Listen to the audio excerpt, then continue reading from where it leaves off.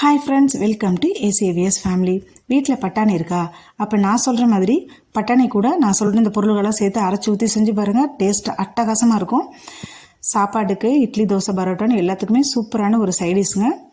வெரைட் rice, white ரைஸ்க்கு எல்லாத்துக்குமே சூப்பராக இருக்கும். இப்போ நம்ம எப்படி செய்கிறது நம்ம இந்த வீடியோக்குள்ளார பார்க்கலாம். வீடியோ ஸ்கிப் பண்ணாம கடைசி வரைக்கும் பாருங்கள்.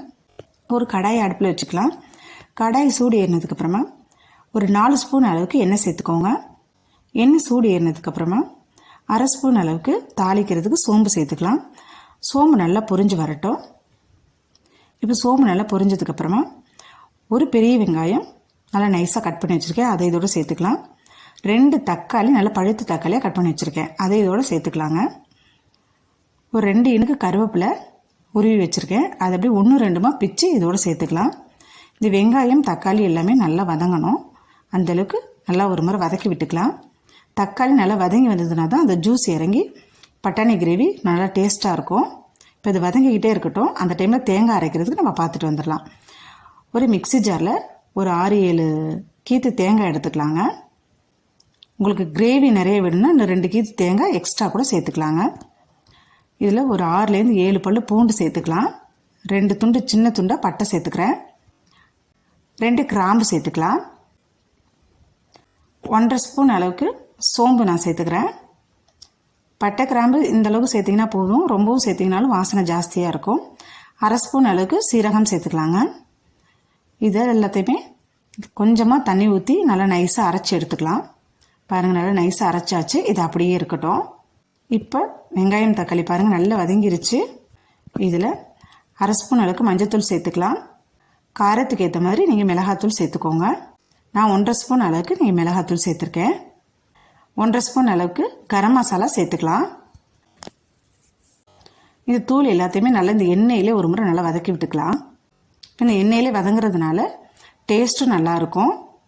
நம்ம தேங்காய் அரைச்சி எடுத்து வச்சுருந்தோம் இல்லையா, தேங்காய் விழுது இதோடு சேர்த்துக்கலாம். இதில் கொஞ்சமாக நான் மிக்ஸி ஜாரில் தண்ணி ஊற்றி அந்த தண்ணியும் இதோடு நான் சேர்த்துக்கிறேன். இன்னொரு அடுப்பில் பட்டாணியை வேக வச்சு எடுத்து வச்சாச்சு. 2 விசில் விட்டு ஆஃப் பண்ணியிருக்கேங்க. இது நைட்டே ஊற வச்சு எடுத்து வச்சுருக்கேன். இன்றைக்கி நான் 1/4 கிலோ பட்டாணி எடுத்திருக்கேன். இது 2 விசில் விட்டு ஆஃப் பண்ணியிருக்கேன். பாருங்கள் நல்லா வெந்திருக்கு. நம்ம கிரேவியில் இப்போ போட்டு உடனே ஆஃப் பண்ணுற மாதிரி நான் நல்லா வேக வச்சு எடுத்து வச்சுருக்கேன். இப்போ இந்த தேங்காய் ஊற்றுனதுக்கப்புறமா நல்ல ஒரு முறை மிக்ஸ் பண்ணி விட்டுக்கலாம். இப்போ இது எல்லாத்தையுமே நல்லா ஒரு முறை மிக்ஸ் பண்ணியாச்சு. நம்ம வேக வச்சு எடுத்து வச்சுருந்த பட்டாணி இதோடு சேர்த்துக்கலாம். பட்டாணி நல்லா வெந்திருக்கணுங்க, இல்லைன்னா நம்ம ரொம்ப மென்று சாப்பிட்ற மாதிரி இருக்கும்.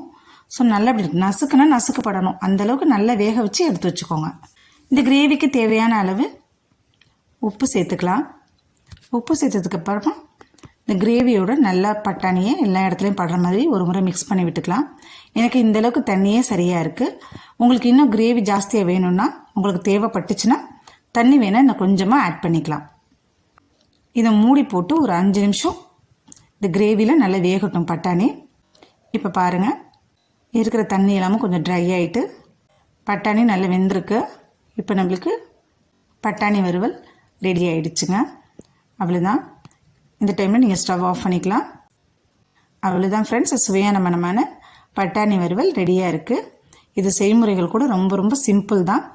செஞ்சு பாருங்கள், ரொம்ப ரொம்ப டேஸ்ட்டாக இருக்கும். எல்லா சாப்பாட்டுக்கும், வெரைட்டி ரைஸு எல்லாத்துக்குமே சூப்பராக இருக்குங்க. அதே மாதிரி இட்லி, தோசை, பரோட்டான்னு எல்லாத்துக்குமே நம்ம சைடிஷாக வச்சு சாப்பிட்லாம். டேஸ்ட்டும் அட்டகாசமாக இருக்கும். நீங்கள் வீட்டில் ட்ரை பண்ணி பார்த்துட்டு எப்படி இருக்குன்னு கமெண்ட் பாக்ஸில் கமெண்ட் பண்ணுங்கள். நம்ம சேனலை இப்போ தான் ஃபஸ்ட் டைம் பார்க்குறீங்கன்னா சப்ஸ்கிரைப் பண்ணுங்கள், லைக் பண்ணுங்கள், உங்கள் ஃப்ரெண்ட்ஸ் அண்ட் ஃபேமிலி மெம்பர்ஸ்க்கு நிறைய ஷேர் பண்ணுங்கள். திரும்ப உங்களை நான் வேறொரு வீடியோவில் சந்திக்கிறேன். பாய்.